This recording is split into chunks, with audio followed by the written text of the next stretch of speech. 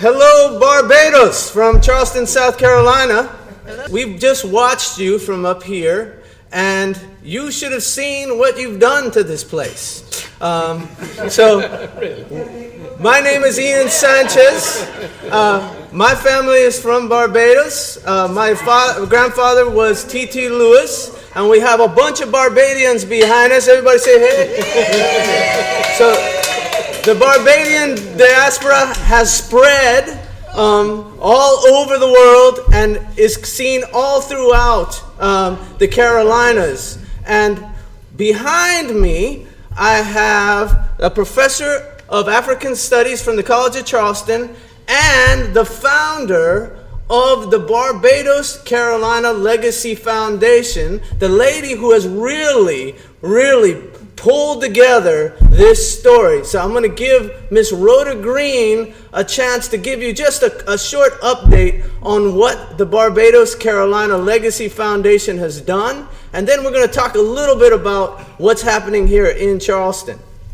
Enjoyed every moment of it, and all of the artistry and the English flavor, and we really are enjoying what you have done for St. Peter. Here in Charleston, we are celebrating the 350th settlement of the Carolinas from Barbados. And so how fitting it is to tie in the history, because we know the past really feeds into the present, and we recognize the connectivity. It didn't die when those settlers left. The connections, the influences, all of those things are still connected.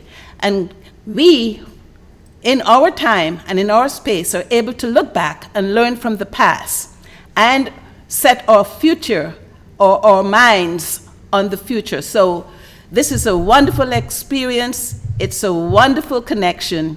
And we are delighting in what you're doing. And we are keeping up the fort here with the Barbadian diaspora. Thank you. So here at the College of Charleston, we have the professor has really also been pushing to make sure that these stories are told here at the college. So I will let Professor Lewis tell you a little bit about what's happening here at the College of Charleston. It's a great pleasure to be here. Wonderful, wonderful event. I've met Rhoda, probably 25 years ago, when she was the honorary consul here and first introduced me to this connection, which not everybody all knows about in Charleston. And I've been the director of a program called the Carolina Low Country and Atlantic World Program, the CLAW, CLAW program for short. And one of the things we've been doing for about 25 years is trying to mess with people's sense of geography and history in Charleston, South Carolina, because people in Charleston seem to think of themselves as Southerners, and we make an effort to point out that they're actually kind of Westerners, because they're west of the Atlantic, and they're in fact Northerners. They're really at the most northerly outpoint of the Caribbean Sea, and that Barbados connection is what makes them Northerners rather than Southerners.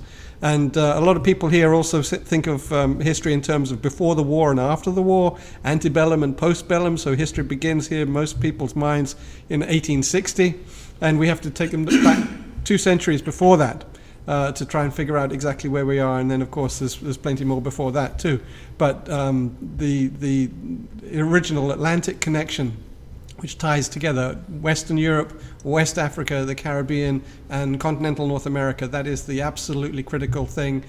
Just watching the pageant there, where you had people talking about the way in which Carolina settlers originally searched for a crop that could make this colony, which was terribly precarious in 1670, what could actually make it viable, and how they tried indigo and rum and sugar and even some tobacco, and down in Savannah they tried silk even, but the thing that made it was rice, and that rice was built on the backs of enslaved labor coming from West Africa, where they also grew rice for centuries and centuries. So that history is something which we really need to know about here, and a lot of times it does get overshadowed in other kinds of history that people do know for general. So we are encouraging people from the Carolinas and from here to go to Barbados, and we're encouraging people from Barbados to come visit what you've done over here. Charleston has prospered in incredible ways, but in the beginning, as we discussed, it was in complete disregard of people and the environment, and growing crops that made a lot of money for a few people, but it created by far the wealthiest people in all the 13 colonies, who later on had a tremendous influence on what became the United States. It also created a system that expanded the British Empire. And then they were so adamant on holding on to it that they suffered incredibly, and a lot of people believed that they deserved it, and that's what the general said when they saw Charleston at the end of the Civil War. It was in ruins.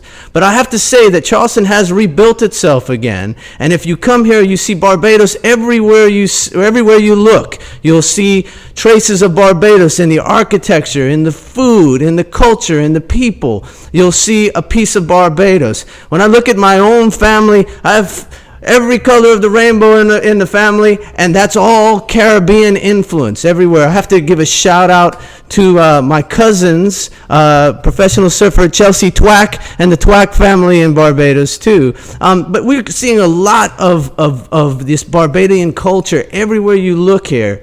So when we think about it now, and we look about our prosperity now, we really owe a lot of it to Barbados. And we have recently been a part of a documentary called Beyond Barbados, and that is now accessible online, and hopefully you'll see that documentary and know a little bit more of the story as well. I want to let some of the other folks here real quickly just say hello. Say hello to your Barbadian, your Bajan diaspora right here. Hello. We had a good showing here at the College of Charleston. We kind of kept it small in this room, but you can imagine that people all over are tuning in and listening to this online all throughout here. So we hope to see you again. I want to give Rhoda some of the last words before we send it back to you. Thank you, Ian. It's really our effort to make that connection, one that has been overlooked, and as Providence has it, as we celebrate the 350th anniversary of the settlement, we have to look to Barbados, look to see the things that were brought, the influences that were brought, and to make that connection, and to explain and to share how Barbados emerged from what was known as the original slave colony to a place that has garnered respect, and a people who has succeeded, and a people who can be found everywhere. And so we are tapping into our roots when we talk about the connection. And this year, a year-long celebration of the commemoration of the settlement, we are going to be pointing and working with other groups to highlight those connections, and we are going to be making Barbados understood.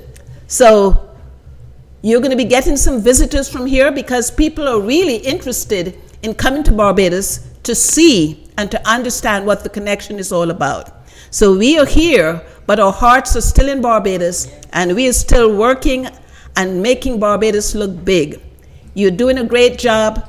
Thank you for what you have done in tapping into this story and making it real. So the past is not past, it is present. And so we are enjoying what the present means for us, because we are looking to the future, and Barbados has a lot to offer, and we have a lot to offer as Barbadians, not only to Barbados, but to the place that we now live. So thank you. Enjoy all of that you have to do, St. Peter. And thanks for bringing this part of the story to life. Enjoy.